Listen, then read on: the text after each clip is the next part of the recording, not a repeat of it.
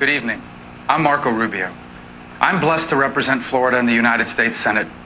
Let me begin by congratulating President Obama on the start of his second term. Tonight, I have the honor of responding to a State of the Union address on behalf of my fellow Republicans. And I'm especially honored to be addressing our brave men and women serving in the armed forces and in diplomatic posts around the world. You may be thousands of miles away, but you are always in our prayers. The State of the Union address is always a reminder of how unique America is. See, for much of human history, most people were trapped in stagnant societies where a tiny minority always stayed on top and no one else even had a chance. But America is exceptional because we believe that every life at every stage is precious and that everyone everywhere has a God-given right to go as far as their talents and hard work will take them.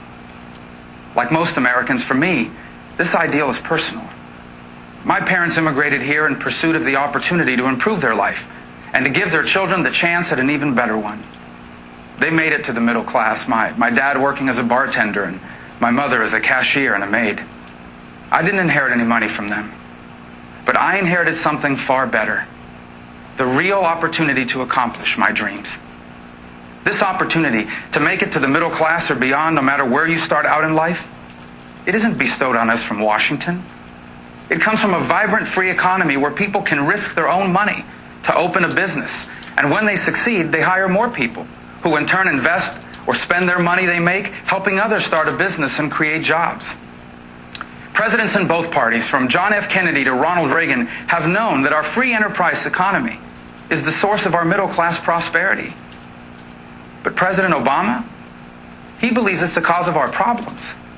That the economic downturn happened because our government didn't tax enough, spend enough, or control enough. And therefore, as you heard tonight, his solution to virtually every problem we face is for Washington to tax more, borrow more, and spend more. This idea that our problems were caused by a government that was too small is just not true. In fact, a major cause of our recent downturn was a housing crisis created by reckless government policies. And the idea that more taxes and more government spending is the best way to help hardworking middle-class taxpayers, that's an old idea that's failed every time it's been tried. More government isn't going to help you get ahead. It's going to hold you back. More government isn't going to create more opportunities. It's going to limit them. And more government isn't going to inspire new ideas, new businesses, and new private sector jobs. It's going to create uncertainty. Because more government breeds complicated rules and laws that small businesses can't afford to follow. Because more government raises taxes on employers who then pass the costs on to their employees through fewer hours, lower pay, and even layoffs. And because many government programs that claim to help the middle class often end up hurting them.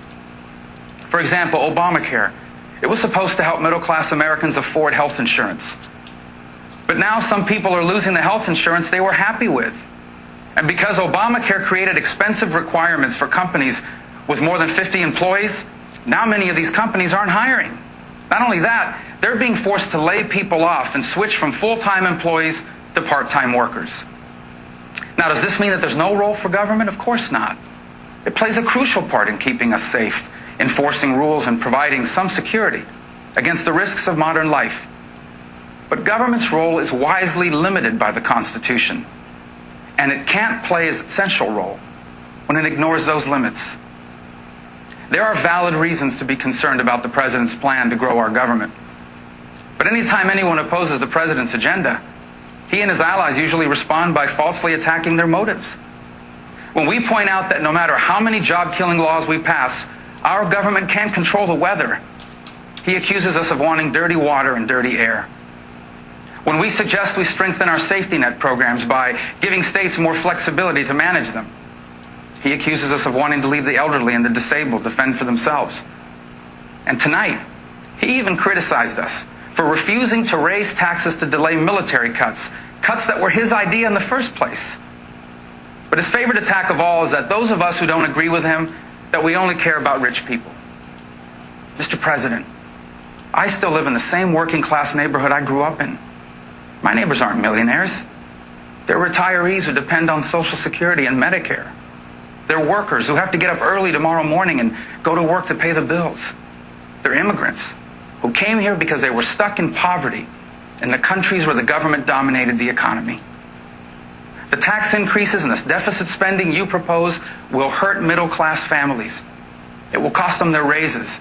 It will cost them their benefits. It may even cost some of them their jobs. And it will hurt seniors because it does nothing to save Medicare and Social Security.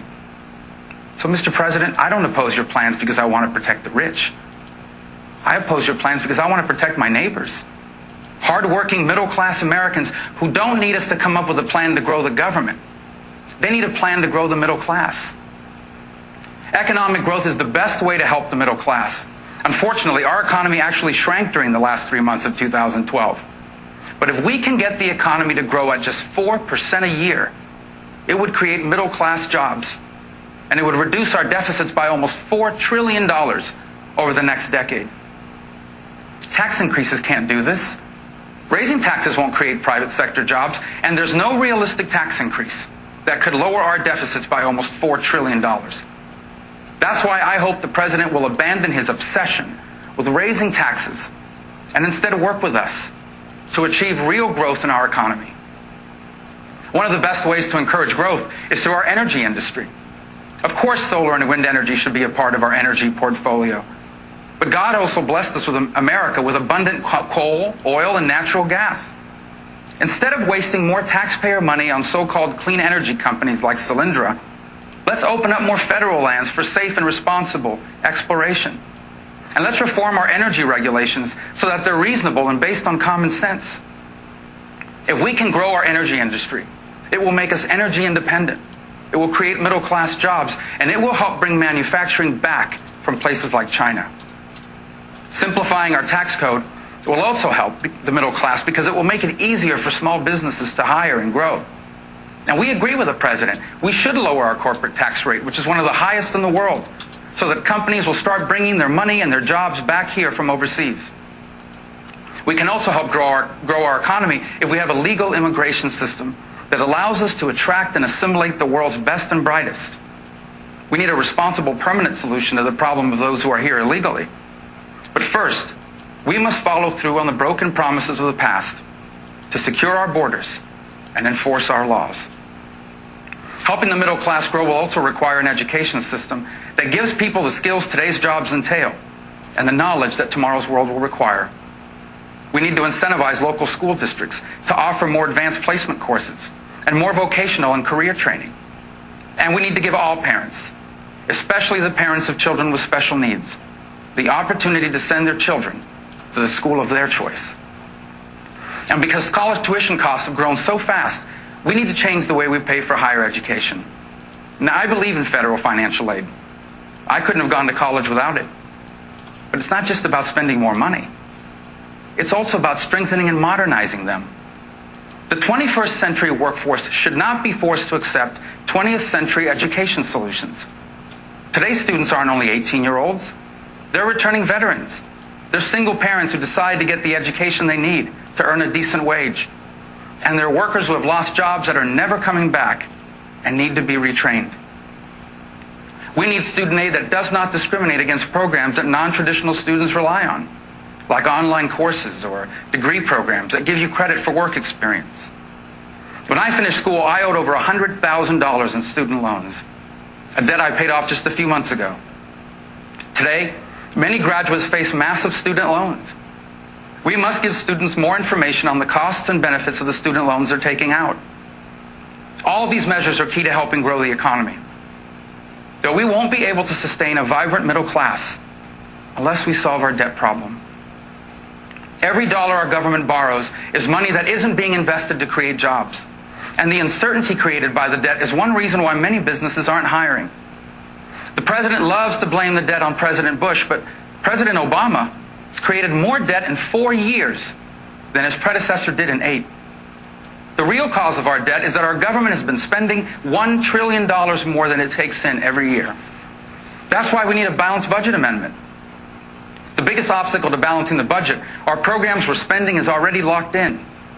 One of these programs is Medicare. It's especially important to me. It provided my father the care he needed to battle cancer and ultimately to die with dignity. And it pays for the care my mother receives right now. I would never support any changes to Medicare that would hurt seniors like my mother. But anyone who's in favor of leaving Medicare exactly the way it is right now is in favor of bankrupting it.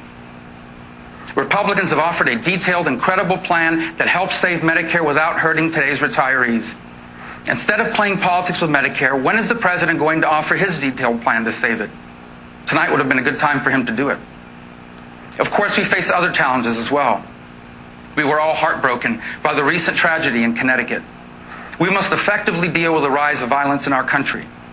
But unconstitutionally undermining the Second Amendment rights of law-abiding Americans is not the way to do it. On foreign policy, America continues to be indispensable to the goal of global liberty, property, and safeguarding human rights. The world is a better place when America is the strongest nation on earth. But we can't remain powerful if we don't have an economy that can afford it. In the short time that I've been here in Washington, nothing has frustrated me more than false choices like the one the president laid out tonight. The choice isn't just between big government or big business. What we need is an accountable, efficient, and effective government that allows small and new businesses to create more middle-class jobs. We don't have to raise taxes to avoid the president's devastating cuts to our military.